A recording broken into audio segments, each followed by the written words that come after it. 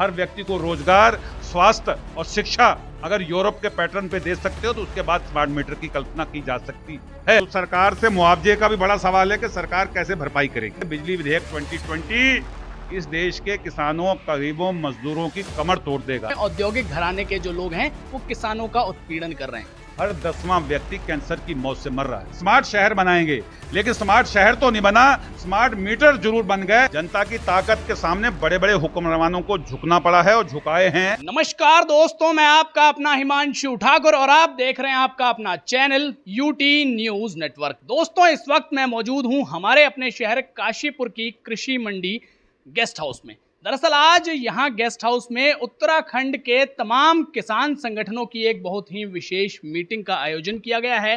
किसानों और किसानों से संबंधित समस्याओं पर खूब लगातार पिछले 2 घंटे से चर्चाएं चल रही हैं। तमाम किसान नेता अलग अलग संगठनों के आज एक मंच पर यहाँ आए हैं और किसानों की समस्याओं को लेकर के गहन मंथन करने का किसान नेताओं ने प्रयास किया है। किसान नेता तजिंदर सिंह विर्क यहाँ पर एक नेतृत्वकर्ता के तौर पर पहुंचे हैं। इनसे हम विशेष बातचीत का सिलसिला शुरू करेंगे और जानेंगे कि किस प्रकार की इनकी समस्याएं हैं और आखिर किस उद्देश्य से आज की इस मीटिंग का आयोजन किया गया है। विर्क साहब, किस उद्देश्य से आज ये मीटिंग आयोजित की गई है, किस तरीके की समस्याएं हैं?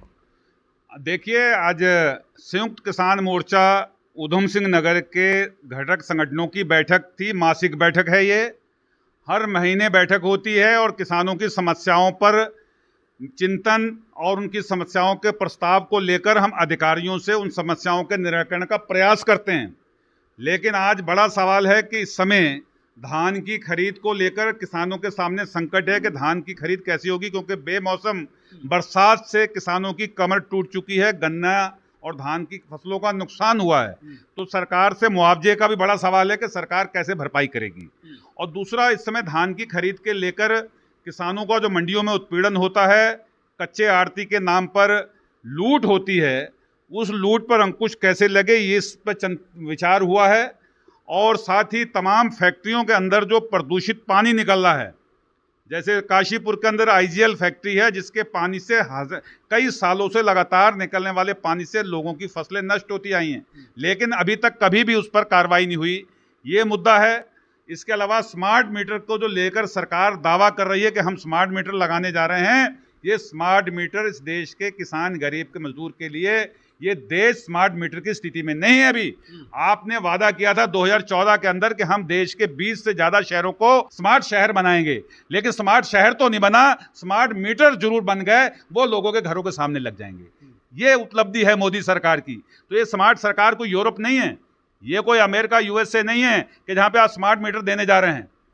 आप देश के 80 करोड़ अन्नदाता को 5 किलो अनाज पर आश्रित कर कर यूरोप की नकल कर कर इस देश के हर घर के सामने स्मार्ट मीटर लगाकर क्या साबित करना चाहते हैं? पहले पर कैपिटा इनकम, हर व्यक्ति को रोजगार, स्वास्थ्य और शिक्षा अगर यूरोप के पैटर्न पे दे सकते हो तो उसके बाद स्मार्ट मीटर की कल्पना की जा सकती है। लेकिन स्मार्ट मीटर इस स्थिति में लग सकता कि आदमी शाम की रोटी और रोजी के भी उसे अगर निवाले के लिए कैसे मैं खाना खाऊंगा, वो घर से निकलता है, कैसे वो बिजली का प्रीपेड मीटर पर स्मार्ट मीटर को चला लेगा, कैसे संभव है? तो ये बहुत बड़ी एक साजिश है कारपोरेट के हवाले बिजली को देना। अडानी की कंपनी को ठेका दे दिया। इसीलिए देश के किसानों ने 13 महीने आंदोलन किया था कि बिजली विधेयक 2020 इस देश के किसानों, गरीबों, मजदूरों की कमर तोड़ देगा।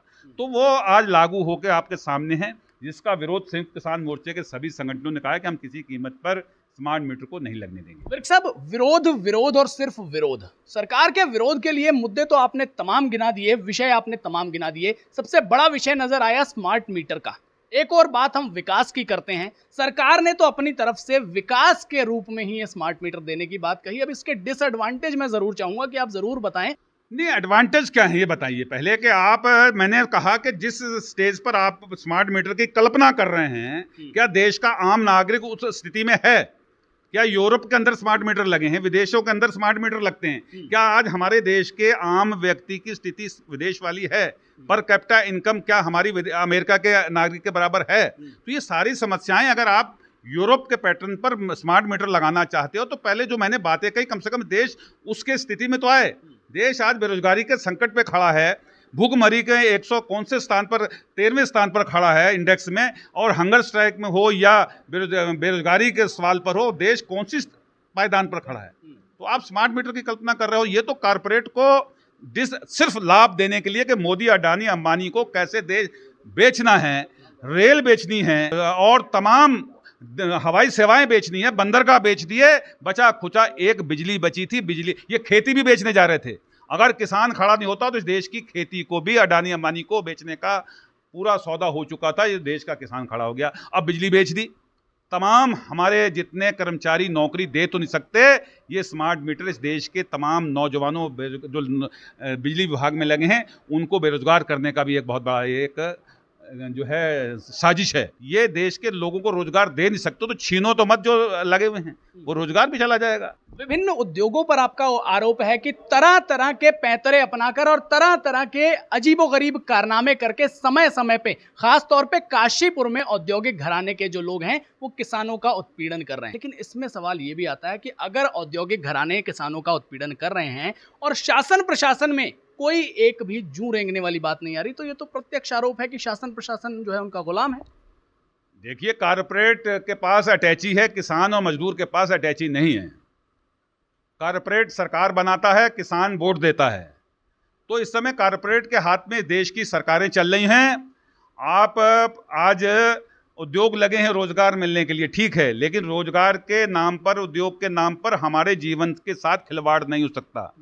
जिस तरह से प्रदूषित पानी नालों नदियों में बहाया जा रहा है और जिस तरह प्रदूषित पानी को जमीन के अंदर धकेला जा रहा है बड़े बड़े बोरिंग लगाकर, वो हमारे जीवन के लिए घातक बीमारियां पैदा कर रहा है। आज हर 10वां व्यक्ति कैंसर की मौत से मर रहा है। कैंसर का बहुत बड़ा रेट बढ़ गया और जो है मौत का।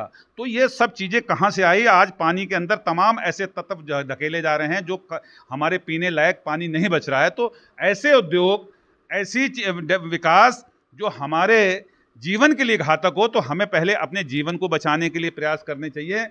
हमें ऐसे उद्योग नहीं चाहिए कि जो हमारे जीवन की, हमारे घर के परिवार की सुख सुविधा को छीन लें। अंतिम सवाल है मेरा आपसे कि आपने आरोप खूब लगाए, मुद्दे खूब गिना दिए, लेकिन मान लीजिए कि आपके इस रोष व्यक्त करने के बावजूद भी जो जिम्मेदार अमले के लोग हैं उनके कानों तले जूं अगर नहीं रेंगेगी, तो उसके बाद की किस तरीके की तैयारी? देखिए, जनता बहुत बड़ी है।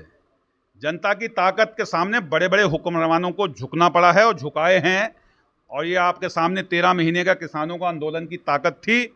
और अभी भी तमाम ऐसे लोग हैं जो अपने देश, अपनी खेती किसानी और उसके लिए अभी भी उनके अंदर जज्बा है। तो सरकार निरंकुश हो सकती है, लेकिन जनता बड़ी है। समय आने पर जनता जवाब देगी, किस रूप में देगी ये समय बताएगा।